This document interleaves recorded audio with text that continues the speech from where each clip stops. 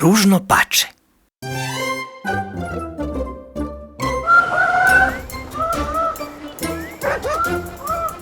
Jednoga dana na seoskom imanju izleglo se iz jaja nekoliko lepih žutih pačića. Mama Patka ih je sa ponosom gledala, čekajući da se iz posljednjeg velikog jajeta izlegne još jedno.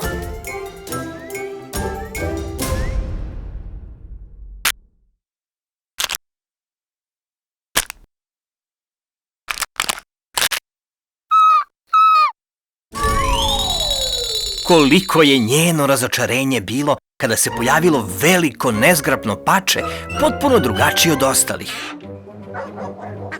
O, kako je ružno. Ali šta ću kad je moje?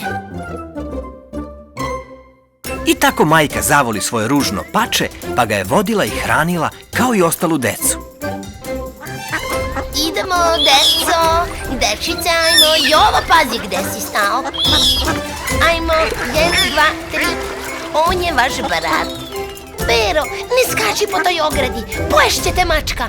Međutim, susedi su se svi redom smejali ružnom pačetu.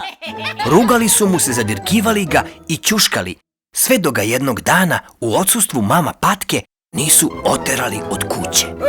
Kako si gadan. Kako si gadan, Što je gadan? Kako si ružna. Jadno uplakano pače bežalo je sve dalje od nevaljalaca i od svog doma, gladovalo i skrivalo se. Nekako se ipak snalazilo, ali onda je počeo da pada gusti beli sneg. Uskoro je prekrio polja i šume, voda se zaledila, a hrane nigde. Promrzlo i gladno pače ugledalo je pred sobom nečiji dom. Jedva je našlo snage da priđe vratima i zakuca. Ko je sad? Jao, jadno promrzlo pače, vidi ga. Pusti to, siroče, neka uđe. Nahrani ga i utopli, vidiš da je sasvim promrzlo. Reče domaćin svojoj ženi. Deco, odnesite ga u postelju, pokrijte ga i nahranite, možda će preživeti. Reče gazdarica. Deca odnesoše klonulo i promrzlo pače, pokriše ga i čim je otvorilo oči, nahraniše ga toplom kašom.